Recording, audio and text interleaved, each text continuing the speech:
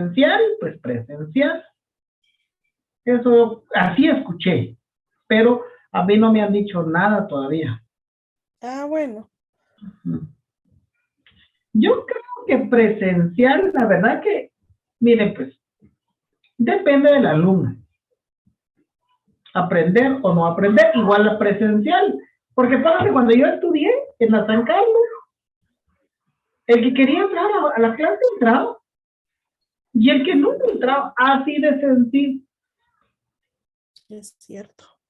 Eso sí, 2 días antes del examen a leer los libros y para meternos al examen.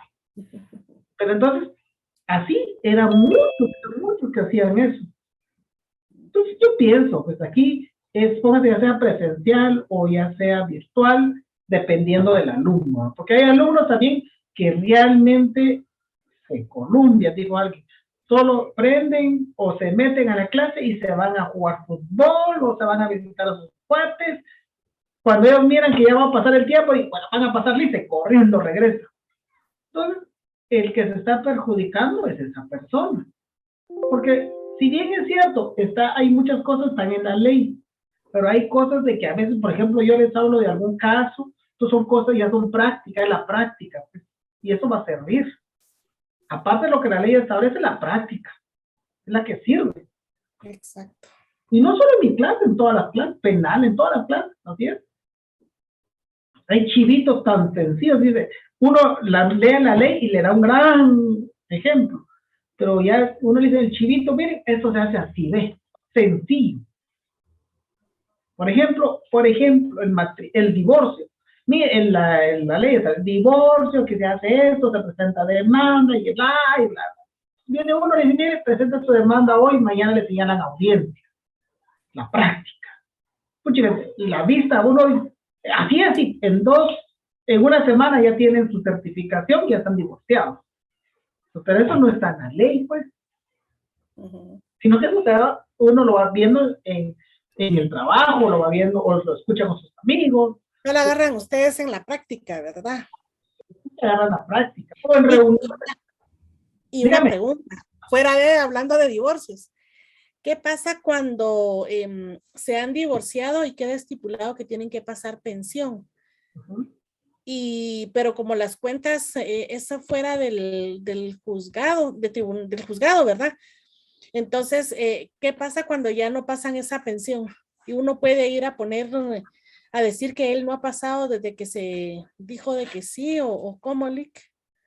Eso lo que pasa es que ahí se vuelve el título ejecutivo. Entonces se presenta una demanda como título ejecutivo. Se ejecuta. Entonces se le dice al señor, mire, págueme. No le quiero pagar, muy bien, se convierte en penal. Y eso ya se llama negación de asistencia económica. Y eso no quiere pagar, bueno, váyase mi hijo a la cárcel. Cabal. Eso es. Lo meten a la cárcel y ya no paga.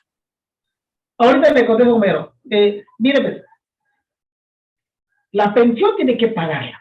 Va a la cárcel por el delito, no va a la cárcel por el incumplimiento de pago, sino que va a la cárcel solo por el delito de incumplimiento, pero la obligación la tiene. Ah, ya. Dígame, compañero. Continuando con el tema de Irma, y si, disculpe, y si la persona, o digamos un ejemplo, o si yo me voy al extranjero, yo voy para los estados, entonces, ¿qué pasa? Digamos, ya no paso el dinero, ¿verdad? Entonces, ¿cómo me van a aplicar la ley ahí? Si la señora, por ejemplo, viene y lo demanda, ¿sí? Entonces se le traba embargos. Se le traba embargos. Entonces, por ejemplo, usted manda un dinero, automáticamente el Estado se lo agarra y se lo da a ella. 1, 2, que se le manda a notificar por suplicatorio. O sea, le mandan a notificar a Estados Unidos. Ah, pero ¿y si se fue ilegal? Va, entonces, si se fue ilegal, entonces acá le giran orden de captura.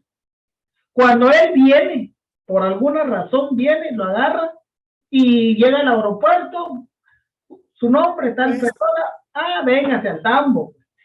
Usted debe tanto. Y ahí a solventar. Mejor para. Y si nunca regresa, entonces se salva. Mire, pues, el Código Civil establece las responsabilidades. Por ejemplo, si usted no puede hacerse responsable, entonces vienen los abuelos, su papá o su mamá. Le pueden demandar a su papá o a su mamá. Y si no, pues pueden demandar a sus hermanos. El chiste es que la pensión hay que pagarla sí o sí. Ahí está. Es un trámite, ¿verdad? Pero bueno, sigamos con laboral. Eso es nuestro. Espero que le haya gustado. No tenga pena. Es bonito, civil me encanta, civil también. Yo doy civil 1, 2, 3 nada más. Los demás no los he dado, ¿para qué mentirles? Pero sí los manejo. Bueno, ya uno ya con años tiene que manejar poco de todo, dijo alguien. Bueno, sigamos con laboral. La semana pasada pues terminamos de ver lo que eran los paros y terminamos de ver también lo que es la huelga y dijimos que la huelga es facultad o es un derecho del patrono, del trabajador, y el paro es del patrono. La huelga, sí, la huelga en este caso es una facultad, si se quieren ir, al igual que el paro, es una facultad. Si ellos quieren, pues van. Y si no, pues es la última ratio, ¿verdad? Lo último que queda. Eso lo analizamos la semana pasada y asimismo dijimos, ¿verdad?, que el derecho colectivo es sagrado, el derecho colectivo es hermoso, el derecho colectivo, ya que se lucha por los beneficios de una colectividad y no solo de una persona. Se lucha por una colectividad y no por una persona. Entonces es bonito todo el derecho colectivo laboral, ¿verdad? Es muy hermoso. El día de hoy, como ya hablamos de lo que es, en este caso, el derecho colectivo, ya lo analizamos desde su inicio, sus historias, así resumido, pero ya salió, ¿sí? Hoy nos toca hablar de la prevención social. Por favor, no se vayan a equivocar cuando hablamos de prevención social, no se vayan a equivocar con asistencia social. Ya, solo denme un segundo, perdonen, no sé qué dice aquí, ahí está. Ahí está. Entonces, hoy nos toca hablar de la prevención social. Cuando hablamos de asistencia social, venimos y nos referimos, en este caso, al apoyo que alguien necesita. Por ejemplo, mira usted a un anciano, viene y lo ayuda a cruzar la calle. Eso es asistencia social o apoyo social o servicio social. ¿Sí? Mira a una comunidad que necesita, pues apoyarlo. Según la definición, dice que es el conjunto de medidas destinadas a garantizar en la sociedad una protección adecuada contra los riesgos. Asistencia social, por ejemplo, acá en Guatemala, cuando fue el Michi, entonces vinieron países o hermanos, vinieron y trajeron médicos, dieron asistencia social a la salud, dieron asistencia social en medicamentos, dieron asistencia social en comida. Eso es asistencia social. Mientras que la prevención social son derechos.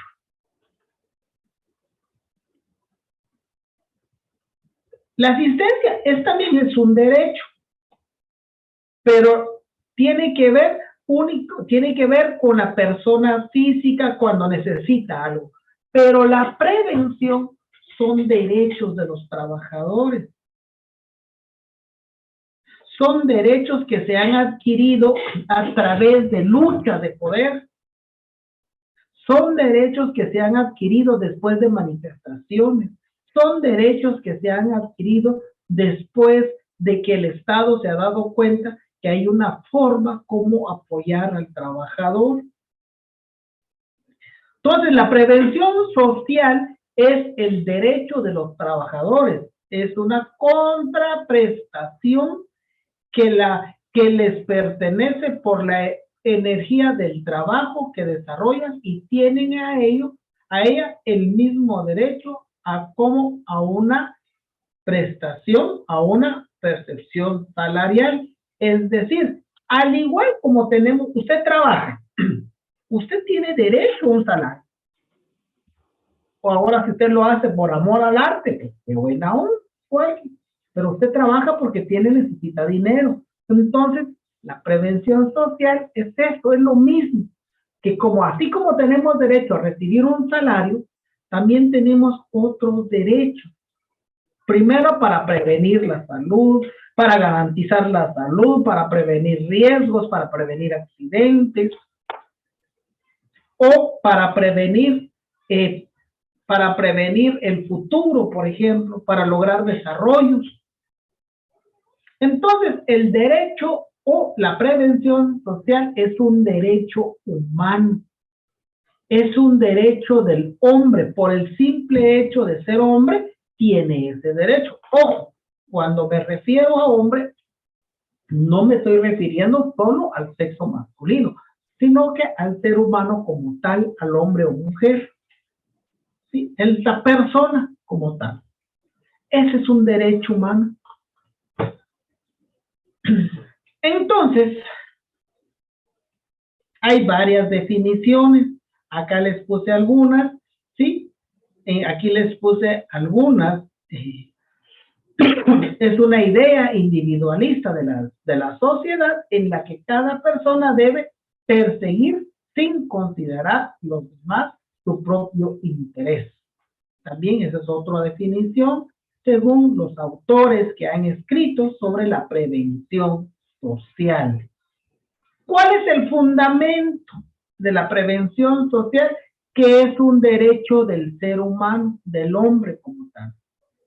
Es un derecho que él tiene. Cuando trabaja, tiene derechos de prevención social.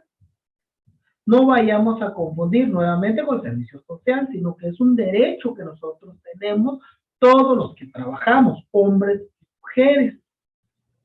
Dice, es un derecho humano, por lo que, por y para el hombre, es un propósito, es resolver íntegramente el problema de las necesidades del trabajo, las que no son solamente de prestación, sino también, las que no son simplemente para el presente, sino que también para el futuro, ¿sí? Entonces, la ubicación del derecho de prevención social, pues está en la ley. Unos está en el Código de Trabajo, otros están en la Constitución Política de la República de Guatemala, otros están en todas las normativas, en todas las leyes, ¿sí? Que el cual regula ese derecho. ¿Sí? Entonces la ubicación la encontramos en la ley. Hay algunas prevenciones que no tienen una normativa, sino que solo son acuerdos internacionales. Pero ahorita los vamos a ir desarrollando una por una.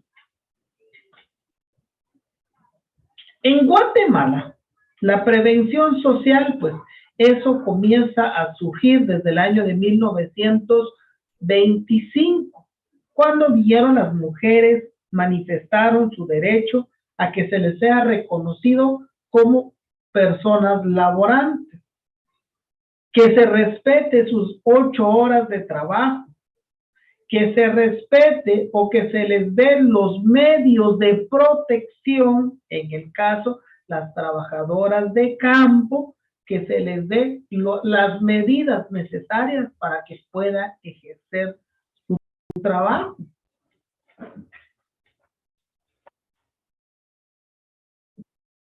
Y sobre todo, el principio es de que sean tratadas o tratados de igual y que justicia sea para todos y todas.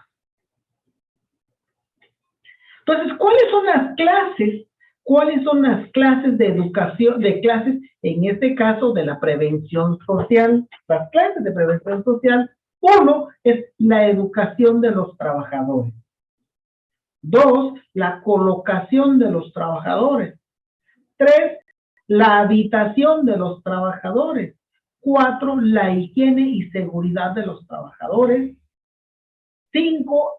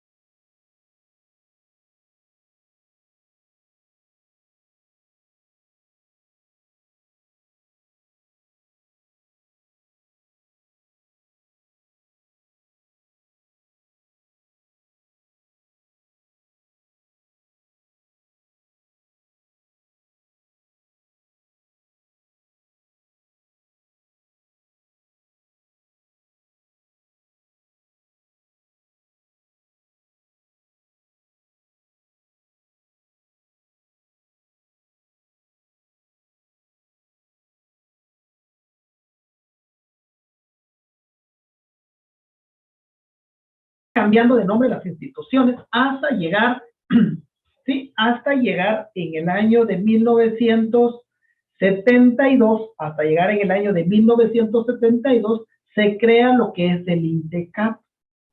Pero regresemos nuevamente. Entonces, la educación de los trabajadores es el derecho que uno tiene a aprender un oficio. Obviamente está en la Constitución el derecho de la educación, pero como no existía ese derecho antes, entonces nació como derecho a la educación, el aprendizaje, la enseñanza de trabajos técnicos. Hasta en el año de 1972, ¿sí? Hasta en el año de 1972, nace lo que es la figura del INTECAP. En este apartado, ¿sí? En este apartado, en el año de 1972, viene y una forma de seguirle enseñando al pueblo de Guatemala carreras técnicas, ¿sí? Carreras técnicas. Entonces, se le capacitó, en este caso, el INTECAP. Para ello, pues, tiene su propia ley. Y la ley de ellos, en su artículo 1, en su objetivo, establece de que el objetivo es preparar personas para el futuro. A enseñarle a la gente. Hoy por hoy, INTECAP tiene varias carreras: pastelería, panadería, herrería, zapatería, y qué cantidad de carreras tiene el Instituto Nacional de Capacitación.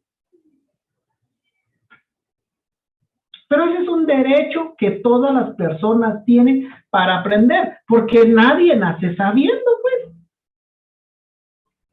A excepción, por ejemplo, usted, su papá o su mamá tiene una pastelería, ¿sí? Tienen pastelería. Entonces, se da lo que se llama en el contrato mercantil el know-how, ¿sí? En la enseñanza, el aprendizaje, enseñarle lo que uno sabe a los hijos, o enseñarle lo que uno sabe a un amigo. Es un contrato mercantil, el know-how, que es que lo que su fin es enseñarle a la gente.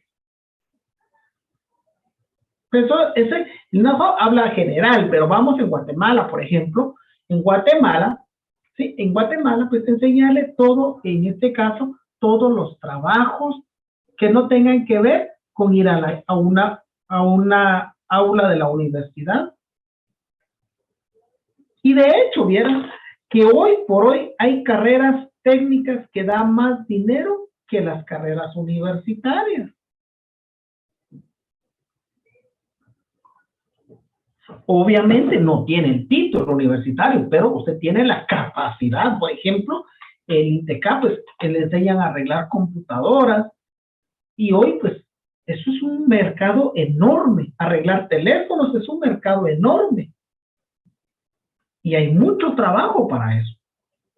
Y hay quienes ganan mucho mejor. Por ejemplo, INTECAP también, si no estoy mal, tiene cursos de inglés. Sí, entonces, eso es el derecho que nosotros tenemos al aprendizaje.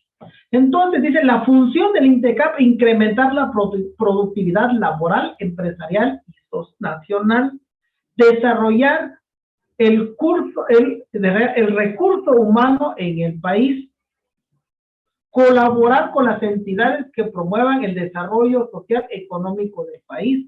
Este es un medio, un fin para que las personas puedan venir y mantener o tener una estabilidad económica. Su competencia, sí, la competencia es con la infraestructura, equipo, maquinaria, tecnología, metodología para desarrollo con calidad y capacitación de los 3 sectores productivos del país: agropecuario, industria, comercio y servicios. Es decir, es amplio. Es amplio, es bastante extenso en la competencia que tiene el INTECAP. De esa cuenta, ¿sí? De esa cuenta, también tenemos el INAP. Cuando hablamos de INDECAP, nos referimos a todas aquellas personas, cualquier persona, cualquier gente, cualquier sujeto. Cuando hablamos del INAP, ¿sí? Cuando hablamos del INAP, esto es un centro que ayuda a las personas que trabajan en la administración pública para salir adelante. El INAP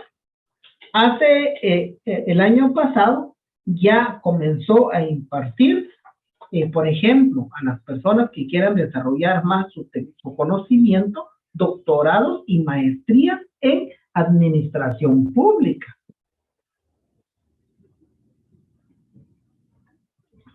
Cursos de capacitación, cómo venir y atender al público. Cursos de capacitación, cómo funciona la administración pública. Pero esto va dirigido exclusivamente, por ejemplo, para las personas que trabajan en la iniciativa del Estado. Ese es el fin, para que todos los servidores públicos tengan o comiencen su aprendizaje o su conocimiento más arriba. Entonces, estas dos instituciones tienen como principio, tienen como finalidad, en este caso, la educación, ¿sí? Tienen como finalidad la educación de los trabajadores. Existen más. Existen otros órganos, por supuesto, pero los que sí están respaldados por la ley, que de hecho para eso nacieron, que ese es el fin,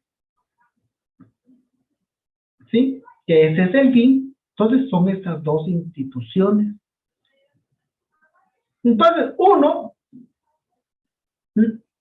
su fundamento legal es el decreto 1772, que es del año 1972, y el otro, su decreto 25 del año 1980. Son derechos de las personas, por eso se dice, es un derecho del trabajador a seguir aprendiendo más, a seguir teniendo mejores conocimientos. ¿Para qué? Para un mejor futuro, para una mejor economía, no solo de la persona, sino que del mismo Estado. Entonces, las funciones del INAP está investigar, definir los problemas, aportar bases, emprender acciones de desarrollo en la administración pública, prestar asistencia técnica a las instituciones y dependencias del Estado, tal como lo regula su artículo 6. Ese es el objetivo, esa es la función, en este caso, de el INAP. No vayan a confundirlo con INAP, ¿verdad? Eso es otro rollo, sino que el INAP, entonces, esta es su función. Otro derecho que todos los seres humanos tenemos, y como son derechos laborales, es el derecho de colocación. Ustedes sabrán de que en Guatemala, pues, hay fuentes o hay trabajo en el extranjero donde Guatemala coloca mano de obra guatemalteca a esos países. Canadá es un país que ha apoyado bastante a Guatemala, pero ¿quién es el que los coloca? Uno solo no va y ya, sino que es colocado a través del Estado. ¿Por qué a través del Estado? Porque el Estado es el que le da la autorización para salir, el Estado es el que le da, por ejemplo, la visa, todo es tramitado por el Estado para poder ir a trabajar en esos países. Por eso se le llama un derecho más de las personas, la colocación de los trabajadores en puestos. No exclusivamente para el exterior, también para acá. Para eso se llevan a cabo las ferias de trabajo, que se le llama. Entonces también está ese derecho, ¿verdad? Es un derecho que si usted puede ejercer, puede trabajar en el extranjero, pues bien, está el derecho de colocación.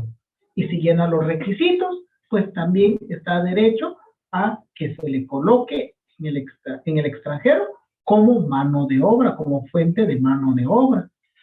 Y acá en Guatemala pues, son las fuentes de trabajo, los cuales pues, son el Estado hace ferias para poder colocar mano de obra en las empresas. Entonces, por eso les decía, si se dan cuenta, hasta en este momento hemos hablado de derechos que tenemos nosotros los trabajadores. ¿Sí? Los derechos que usted y yo tenemos como trabajadores y las personas que aún no trabajan, entonces tienen el derecho a la educación del trabajo, a capacitarse. Obviamente el INTECAP, por ejemplo, en este caso es pagado, pero también en su ley establece de que existen, se me fue el nombre, ahí se va a acabar mi tiempo también, existen métodos, por ejemplo, para estudiar sin pagar ni un solo centavo, por ejemplo, las becas. Hay medias becas, hay becas completas, hay un 75% de becas. El objetivo es sacar personas preparadas. Ese es el objetivo. Habitación de los trabajadores. Esto nace, no sé si ustedes, según la historia que antes en las fincas se les daba habitación a la gente para que trabajara, para no poder, por ejemplo, viven en Quiché y estaban en San Petén, ¿cómo iban a venir los pobres? Y como van a trabajar por tiempos, por 6 meses, por 8 meses, iban a estar allá y pues regresaban a su pueblo. Entonces era la obligación del patrono en aquel entonces de darle habitación a los trabajadores para que puedan quedarse a dormir. Obviamente no se les regalaba, pero era un derecho que tiene, por ejemplo, para no estar pagando pasajes, por ejemplo. Y ese derecho, ¿dónde lo encontramos regulado? Lo encontramos regulado en el artículo 205 de la Constitución Política de la República de Guatemala. ¿Alguien tiene su Constitución ahí? Por favor, leamos el artículo 205 y también saquemos nuestro Código de Trabajo, por favor.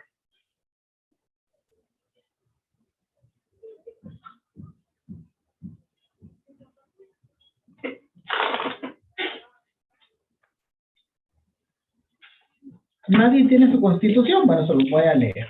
Sí, Lick, aquí la tengo. Gracias, 205, compañera. Muy bien. Garantías del organismo judicial, ¿es así?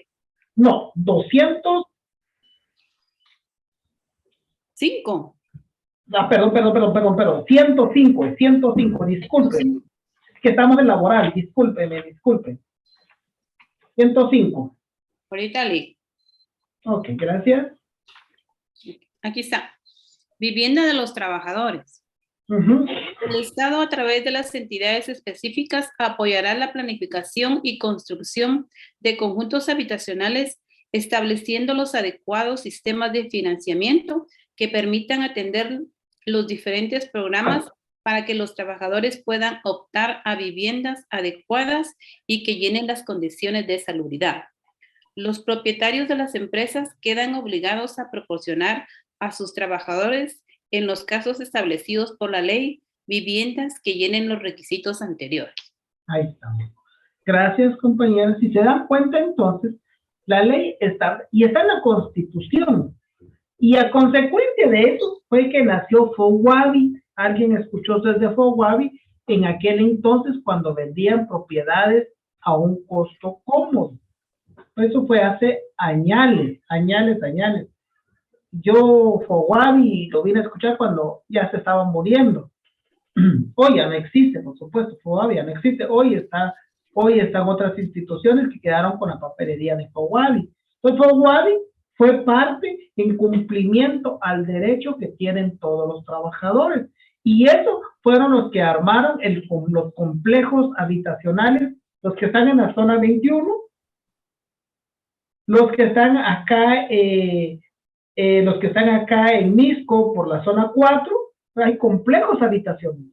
Y eso fue creado a través de la obediencia del artículo 105 de la Constitución Política de la República de Guatemala, donde el Estado garantiza, pues es un derecho que tenemos como ciudadanos, Es un derecho que tenemos como trabajadores. Usted tiene derecho a vivir bien, tiene derecho a tener su casita, tiene derecho a pasear dentro de su casa, porque está trabajando. Y entonces, ¿quién nos da ese derecho? La Constitución, ¿verdad? Entonces, ese es otro derecho que en este caso se protege al trabajador para otorgarle esos derechos que tiene cada uno de los trabajadores. Es decir, entonces, hasta ahorita hemos visto, y pregunto si tienen alguna duda, hemos visto la educación de los trabajadores, hemos visto la colocación de los trabajadores, hemos visto habitación de los trabajadores, y cada uno tiene su fundamento, ¿verdad? Cada uno solo lo que es la colocación, no existe en la ley, no existe un artículo, una ley que diga eso, sino que eso se da a través de los convenios internacionales. Pregunto, ¿alguna duda de esos 3 derechos que hemos visto hasta en este momento?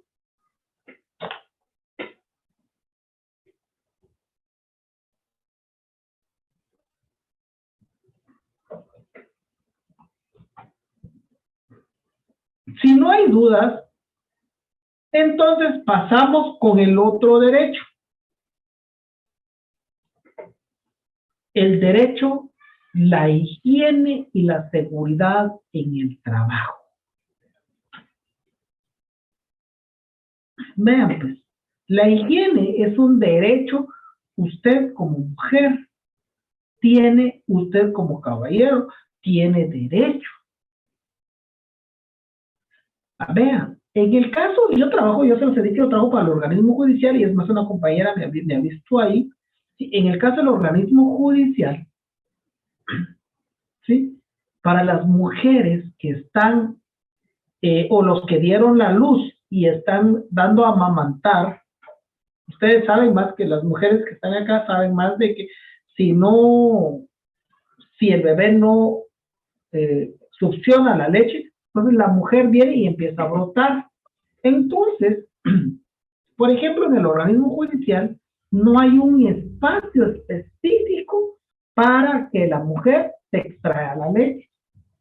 En algunos lugares, yo lo he visto, en algunos lugares, ¿sí? Lo sacan en las bodegas. Hay un montón de polvo, cierran las pobres ahí y ahí se succiona la leche. Hoy por hoy, donde yo trabajo, pues ahorita hay una compañera que ya está terminando de amamantar, te tiene que encerrar en el comedor para poder sacarte la leche. Entonces, la higiene es, ¿en qué consiste? Que tenga que haber un espacio, por ejemplo, para comer, un espacio, por ejemplo, para venir y extraerse la leche. En el caso de las mujeres, tiene que haber un baño que sea solo para hombres, un baño que sea solo para mujeres. No es por discriminación, sino por lo mismo, por la higiene de las mujeres y de los hombres, más que todo de las mujeres.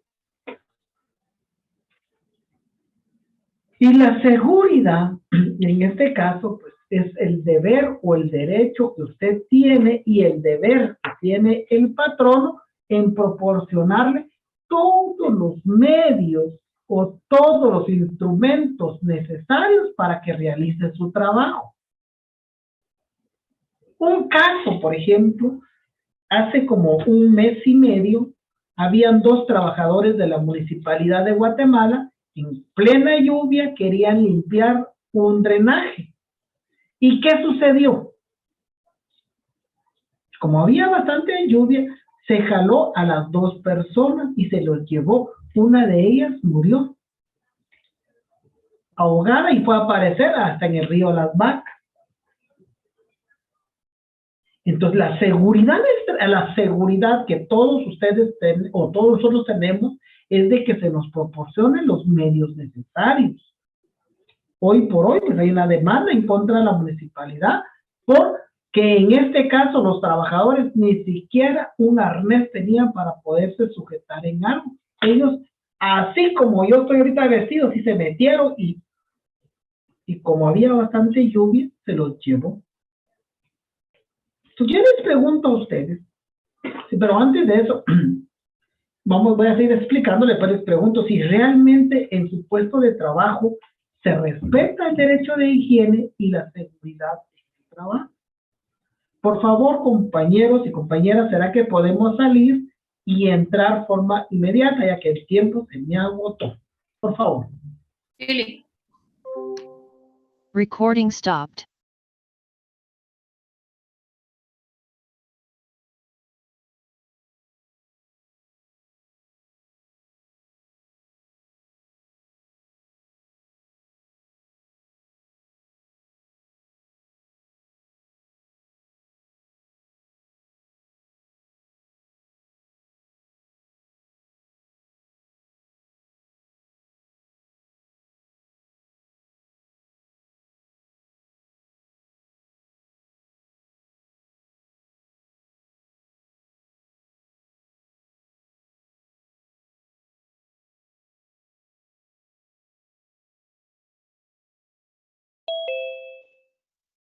Recording in progress.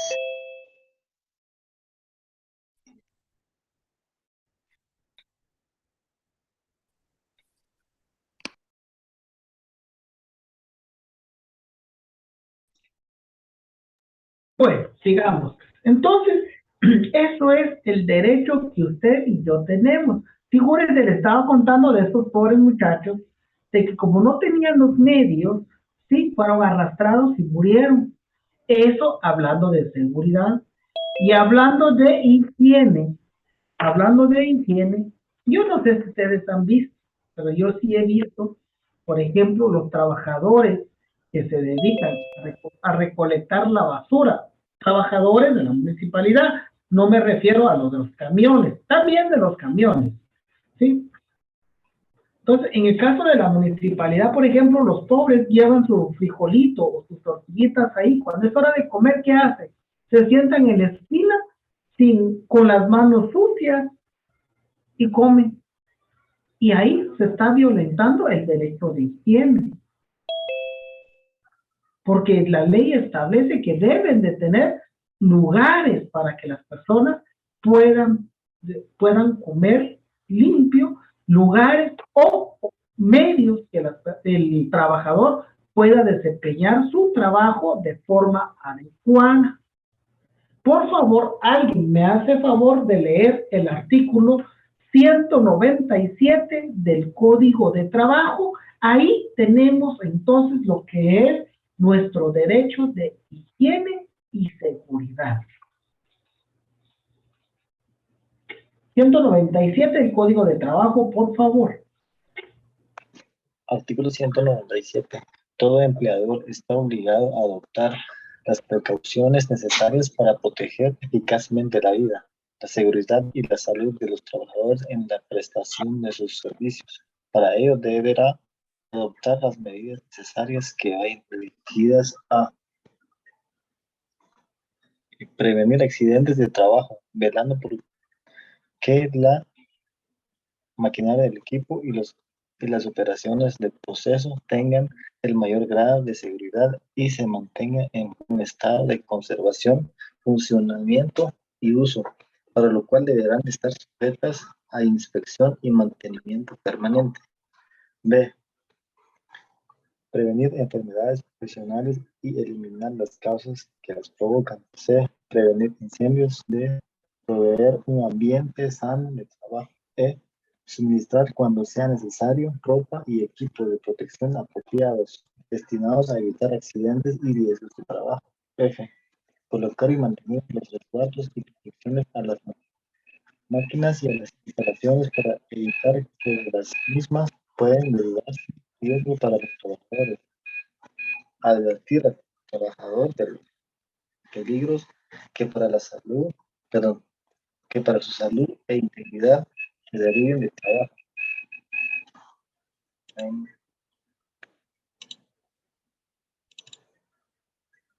Perdón, que tenía activado el micrófono. No tenga pena. Advertir al trabajador de los peligros que para su salud e integridad se deriven del trabajo. H. Efectuar constantes actividades de capacitación de los trabajadores sobre higiene y seguridad en el trabajo. Y cuidar que el número de instalaciones sanitarias para mujeres y para hombres estén en proporción al trabajo, al de trabajadores de un a otro sexo, se mantengan en condiciones de higiene apropiadas y estén además dotados de lavamanos. J. Que las instalaciones destinadas a ofrecer y preparar alimento o ingerirlos y los depósitos de agua potable para los trabajadores sean suficientes y se mantengan en condiciones apropiadas de higiene. K. Cuando sea necesario, habilitar locales para el cambio de ropa, separados para mujeres y hombres. L. Mantener un botiquín previsto de los elementos indispensables para proporcionar primeros auxilios. Las anteriores medidas se observarán sin perjuicio de las disposiciones legales y reglamentarias aplicables. Muchas gracias. ¿Se dan cuenta? Ahora analicemos, participemos todos. ¿Será que en su puesto de trabajo, no digamos nombres, en su puesto de trabajo se respetan todas estas normas? En mi caso, no le... Gracias, Kelly. ¿Alguien más?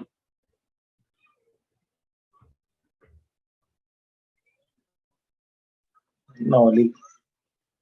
Falta bastante. Sí, falta un montón, tiene toda la razón. Bien, pues, primero dice A. Prevenir accidentes de trabajo, velar porque las máquinas, el equipo y la operación del proceso tengan mayor grado de seguridad. El día de ayer, un camión de basura vino, embistió a otros carros y mató a un motorista. Hay dos opciones, hay dos versiones. Uno que venía bolo, el piloto, otro que se le fue los frenos. Figuremos que se le fue los frenos. En este caso, ¿quién es el responsable entonces? El conductor de la moto. No. La empresa. Ah, la empresa. O sea, en este caso, el trabajador que iba por ejemplo, que fueron los frenos, el patrono tiene la obligación de revisar constantemente, establece la ley. La maquinaria, él venía manejando y se le fueron los frenos, el responsable es el propietario de la empresa, no el conductor. Prevenir enfermedades, dice, bueno, ahorita lo vamos a analizar, según la ley, lo vamos a estar analizando también. Prevenir enfermedades y eliminar causas que los provocan. Por ejemplo, uno de ustedes trabaja en un laboratorio. Sabemos que un laboratorio está infestado de microbios, infestado de bacterias, porque como todo, por ejemplo, llevan heces fecales, llevan orina, llevan sangre, y todos esos análises se hacen ahí. Por lo consiguiente, el patrono tiene la harta obligación de prevenir eso. ¿Y cómo lo previene? Darle los medios necesarios para que el trabajador no se infecte. Todo nace esto después o durante la guerra o la revolución industrial, cuando todo comienza a surgir, cuando todo comienza a venir, a crecer. Y aquí entonces ya nace ese derecho. Por ejemplo, otro derecho que nosotros tenemos, que el patrón al momento que me contrate, que me advierta los peligros que hay en mi trabajo. Mire, usted va a trabajar, por ejemplo, analizando sangre. Usted puede contagiarse de SIDA, puede contagiarse de bacteria, puede contagiarse de esto, puede contagiarse de otro, puede contagiarse acá y puede contagiar a su familia en todo caso. ¿Está de acuerdo? Hacernos ver, pues. Lamentablemente, por la misma necesidad, entonces, por la misma necesidad que nosotros tenemos para un trabajo, no nos preocupamos de velar los derechos que tenemos. Pero sí tenemos derechos, tanto colectivos como particulares.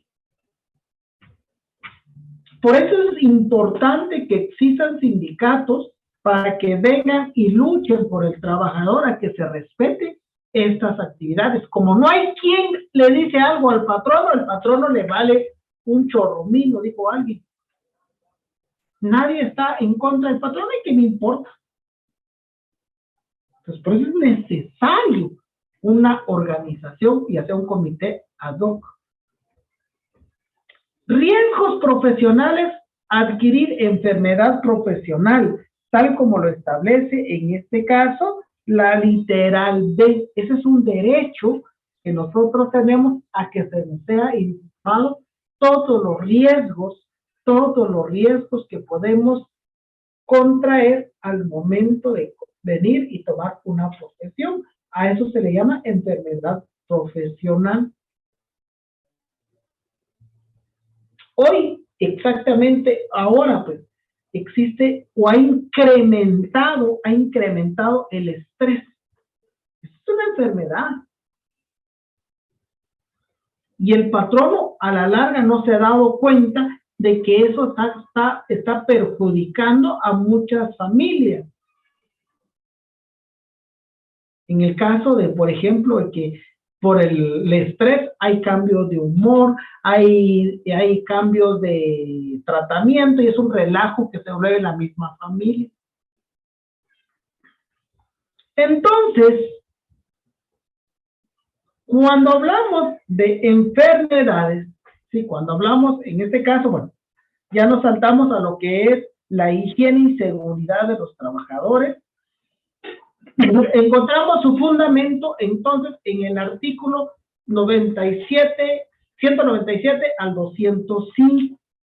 ¿Qué pasa? Por ejemplo, si el trabajador, regresemos, me ha ido, ya me estaba adelantando yo, ¿qué pasa si el trabajador viene y se muere por una enfermedad o por culpa del patrono? Ahí es donde está el derecho de reclamo de prestaciones.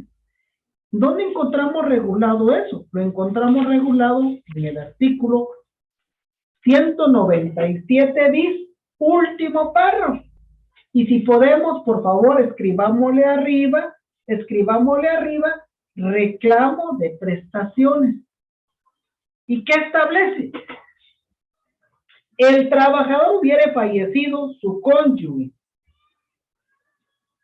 sus hijos menores representados como corresponden sus hijos mayores o sus padres en el orden excluyente tendrán acción directa para reclamar esta prestación sin necesidad de declaración de herederos o venir y declarar la mortual. Entonces, ¿qué es lo que pasa acá? En el caso que alguien muriere, el caso que llegare a fallecer, entonces los hijos, el papá, los hermanos, o en este caso también dice la cónyuge, tiene el derecho de exigirle al patrono, en este caso, el pago de indemnización por reclamo de prestación.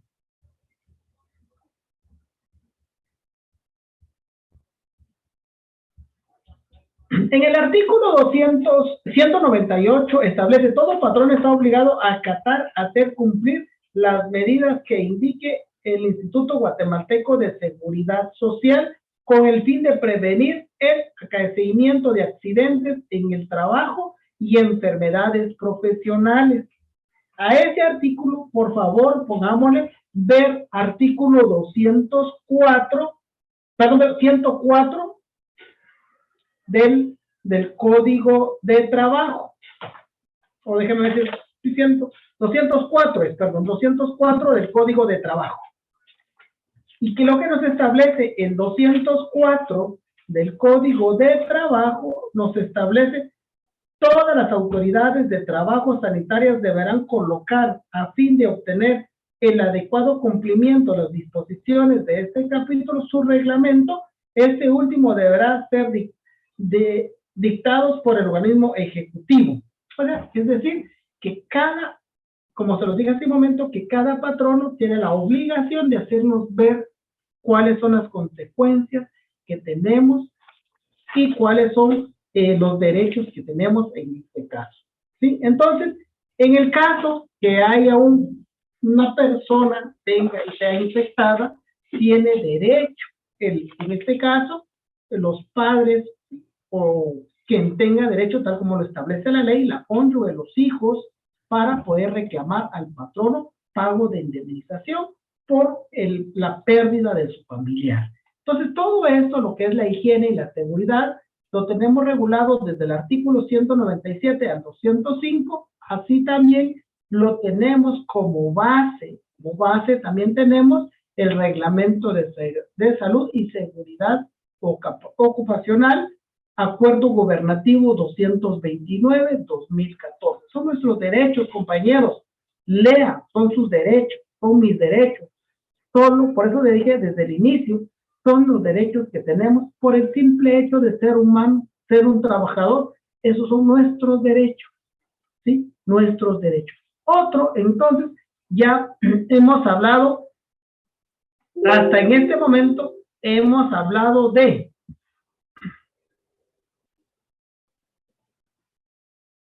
aquí está.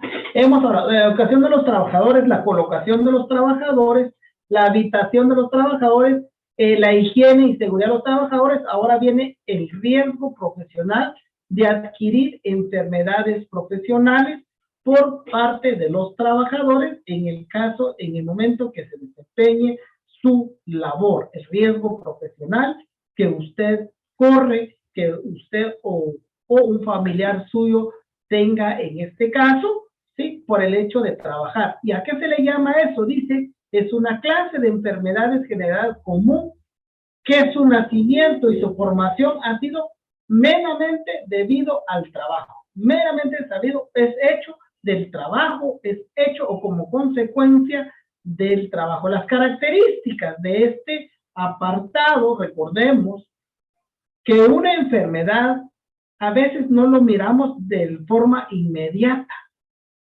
sino que va dándose poco a poco, lentamente va apareciendo la enfermedad. Entonces, puede establecerse como su característica lo lento que pueda suceder o pueda perjudicarnos a nosotros. Puede ser previsible, si una de las características, todas las enfermedades del trabajo puede ser previsible, por supuesto. Si, por ejemplo, el patrono nos da todas las medidas necesarias, todos los requisitos necesarios, todos los medios necesarios para poder ejercer nuestro trabajo, pues bueno, por esa razón pueden prevenirse, ¿no? Pueden prevenirse.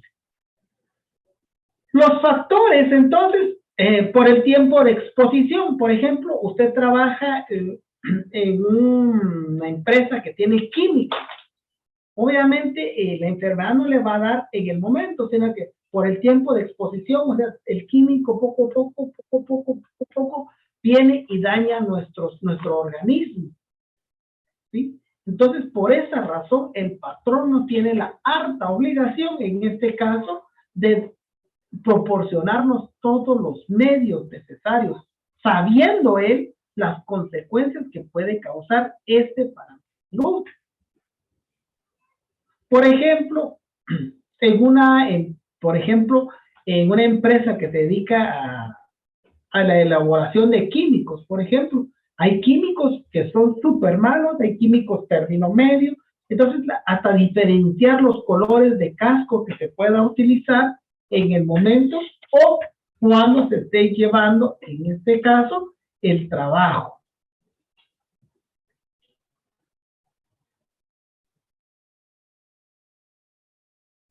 Solo un segundo, aquí estábamos entonces. Entonces, por favor, sigan leyendo los demás, ahí lo leen despacio, son los factores que determinan la enfermedad y causas que también determinan la enfermedad profesional y cuáles son los efectos. Y obviamente, por ser un derecho, ¿sí? Por ser un derecho, la ley establece que el patrono debe de prevenir enfermedades profesionales y eliminar las causas que lo provocan. ¿Cuál es el fundamento legal? Artículo 197, literal B. ¿sí? Literal B, eso establece, donde el patrono pues tiene la harta obligación de protegernos a nosotros como trabajadores. Son nuestros derechos. Ahora bien, cuando hablamos de los accidentes, hay accidentes en el cual el patrono es responsable. Hay accidentes donde el trabajador es el responsable. Veamos el mismo caso del camión de basura. De las dos versiones que hay. Uno, por ejemplo, el patrono es responsable si en el caso, él es el que no se preocupó por vigilar o vedar los frenos. La otra versión que hay es de que el señor venía en estado de ebriedad. El responsable entonces no es el patrono, sino que en este caso debería ser el mismo trabajador. No estamos hablando de responsabilidades penales, que quede claro. No estamos hablando de responsabilidades penales, estamos hablando de responsabilidades civiles. Porque penales, otro rollo. Civiles, el pago de daños y perjuicios. ¿A quién le va a corresponder? Si en el caso de que es por descuido del patrón, el patrón. Si en el caso que es descuido del trabajador, el trabajador. Es por eso que al momento, hasta el día de hoy, cuando alguien compra un seguro, hasta los seguros dice que no cubre en el momento de estado de ebriedad de los trabajadores. No cubre ese seguro. Entonces, ahí le están echando la culpa directamente, en este caso, al trabajador. Y como consecuencia, él es el responsable. Acá dice, hay accidentes, o sea, las causas de accidentes, cuando es responsabilidad del patrono, es cuando el patrono incumple. Cuando es responsabilidad del trabajador, es por descuido del mismo trabajador. En este caso, ese caso ante el dicho. Otro derecho que tenemos, y ese derecho pues se ganó en el año de 1944, el derecho a la seguridad social. ¿Cuál es ese derecho? El servicio del Instituto Guatemalteco de Seguridad Social, IGS. Ese es el derecho a que nos atiendan como pacientes, el derecho que nos atiendan, en este caso, el derecho que nos atiendan o el derecho que nos proporcionen medicina, el derecho que tenemos, por ejemplo, en el caso de haber trabajado 30 años o los meses que requiere, en este caso, el IGS, para jubilarnos. Son derechos que nosotros los trabajadores tenemos. Entonces, cuando hablamos de seguridad social, decimos la seguridad social es la idea de la prevención social. ¿Por qué decimos que es la prevención? Porque estamos hablando a futuro. Por ejemplo, yo entro a trabajar, yo no estoy enfermo, pero ¿qué tal mañana me enfermo? Pues estoy preveyendo eso a que mañana me pueda ir al IX o, en todo caso, pues jubilarme y tener unos centavitos para mi jubilación. Ojo, para los que son, a esas son las jubilaciones, ¿de acuerdo? O los que no sabían, subió la jubilación para los trabajadores del Estado. Subió el 10%, por si alguien tiene usted a un familiar que es jubilado por el Estado. Esta semana salió el acuerdo donde se aumentó el 10% a los jubilados. Es decir, que si tenían como sueldo tope 5,480 creo que era, y hoy van a tener casi los 6,000 quetzales ya, los que trabajaron para el Estado, como jubilación. Bueno, eso es harina de otro costal, solo me salió porque me acordé de eso. Y consecuentemente del derecho al trabajo proyectada a la humanidad, esa es la definición, ¿sí? Entonces, los principios, en este caso, los principios de la seguridad social es obviamente la solidaridad, subsidiariedad, inmediatez, ojo, y renunciabilidad, que este derecho no es renunciable. O sea, yo no quiero mi derecho, ese derecho no lo quiero, no se puede renunciar a su derecho de servicio social, en este caso a la seguridad social, no se puede decir que no lo quiere. Yo no quiero el IX, es un derecho que usted tiene. Un caso que hoy me estaba contando un doctor. Miren pues, el caso está así. Había una patoja, una muchacha, trabaja en una institución del Estado, en un lugar alto. Se fue de vacaciones y de sus vacaciones, el sueño de las mujeres, la mayoría de mujeres, es hacerse la operación. Y se aumentó bustos, se aumentó trasero, pero cabal se terminó sus vacaciones, ¿sí? Se terminó sus vacaciones y regresó al trabajo. Pero cuando regresó al trabajo, por la operación y todo eso, estaba débil, entonces, y en eso llegó un supervisor. Y de hecho, dice que hasta cargaba algo acá para mantener sujetos sus bustos por todo lo que se había hecho. Y cuando llegó, el supervisor le dijo, bueno, y dígame una cosa, ¿por qué esa señora o esa señorita está trabajando? Entonces vino, por favor, explíqueme, le dijo al jefe inmediato, y el jefe inmediato le dijo, mire, es que ella ayer entró de vacaciones. Va, entonces no la hubiera recibido si la ve así.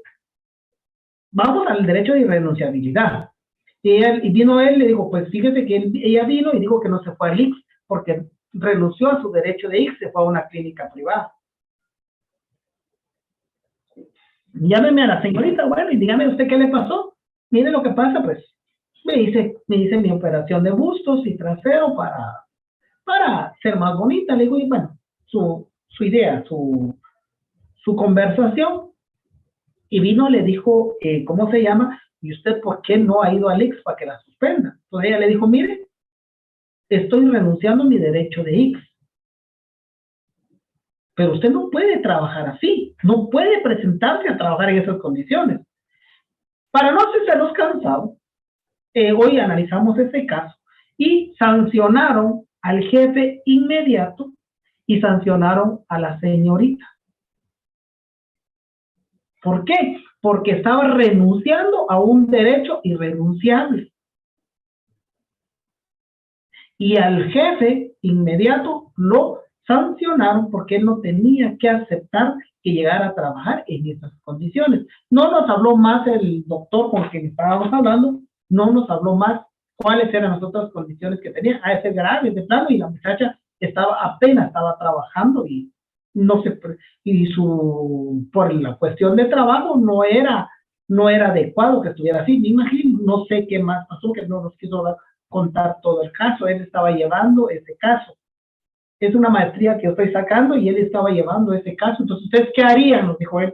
En este caso, señores abogados, ¿qué harían ustedes? ¿Quién es responsable de ahí? ¿Será la señorita o será el jefe inmediato? Al jefe inmediato lo sancionaron con 18 sueldos mínimo, y a la señorita la suspendieron con un mes de suspensión sin goce de salario. Entonces, a lo que voy es esto. Y lo analizamos, pero no se va a de otra cosa. A lo que voy es esto. Entonces, el derecho a lo que es la seguridad social es un derecho irrenunciable. Usted no puede renunciar de eso.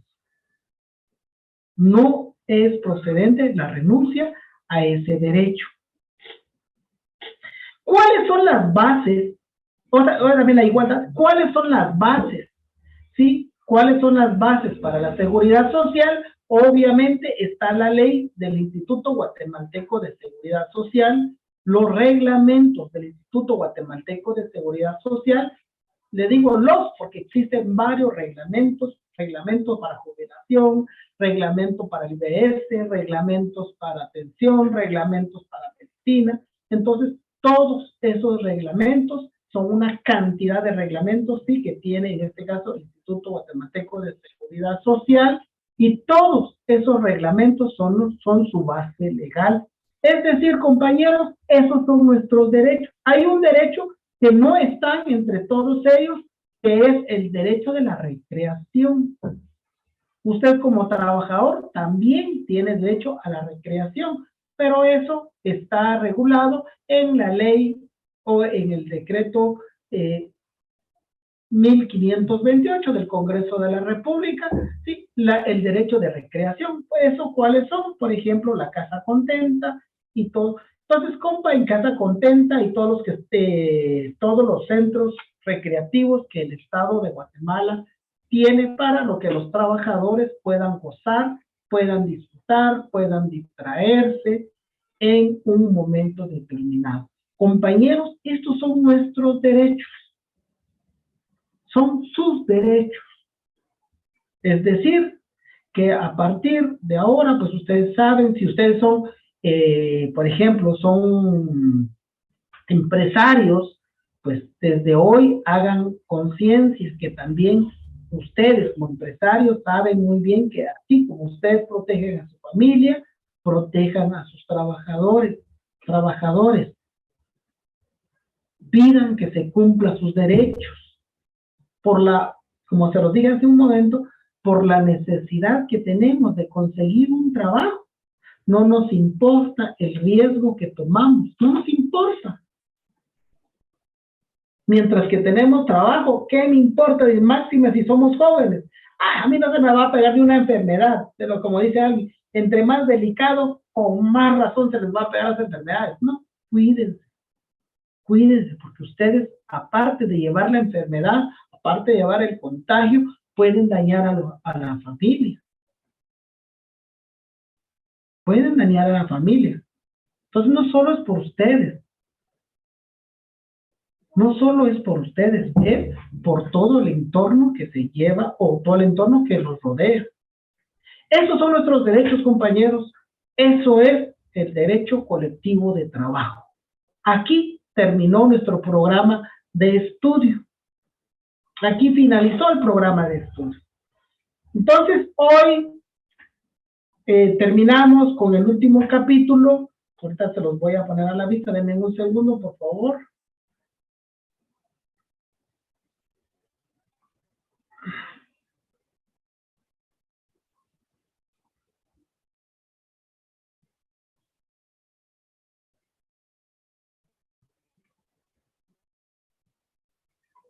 Ahí está. Hoy hemos finalizado entonces con ustedes nuestro último capítulo, que es la 6ª unidad, la prevención social. Como se los dije, la prevención social se ha ganado por lucha, se ha ganado por esfuerzo de otros trabajadores y es un derecho que ustedes tienen, que yo tengo, que nuestros hijos tienen.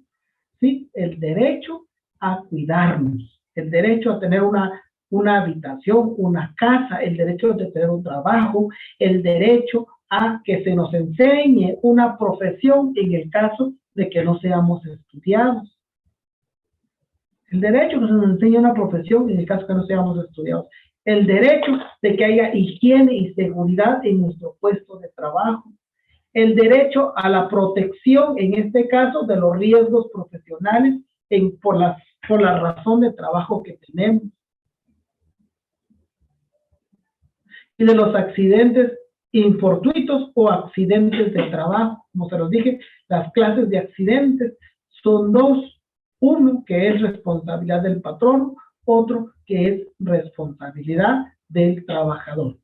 Se terminó entonces nuestro programa de trabajo, nuestro programa en este caso, del 6º semestre, lo que es el derecho colectivo de trabajo. Aquí finalizó. La otra semana, compañeros, solo vamos a tener un pequeño resumen. Ya solo un rato nos vamos a conectar y las despedidas correspondientes, y el siguiente sábado, ¿sí? El siguiente sábado es su examen, tal como lo habíamos hecho las otras veces. A ver, pero no lo vamos a hablar la otra semana. Pregunto, ¿alguna duda? Mientras tanto que me estén consultando, por favor, las molesto y los molesto que me prenden su cámara para tomar la fotografía y dejamos la clase acá. Esos son los derechos que usted y yo tenemos. ¿Dudas?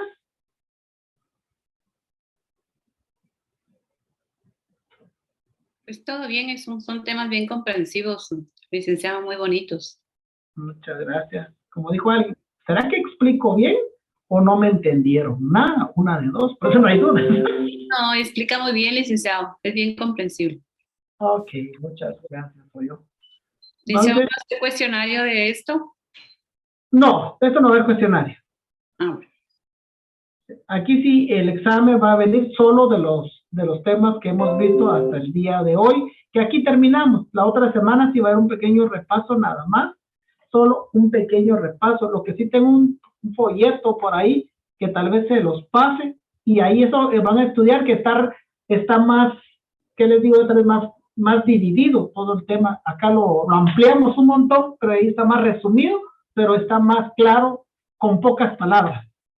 Sí, se los voy a pasar la otra semana. Solo me acuerdo, por favor, solo me acuerdo. Entonces, compañeros, aquí quedamos. Muchas gracias. Tengan buen fin de semana. Sigan sus clases. Lo que están haciendo no es pérdida de tiempo, sino que están arreglando su camino para su futuro. Nos vemos el próximo sábado. Muchas gracias, licenciado. Gracias, Lick. Feliz tarde. Buen día. Saludos.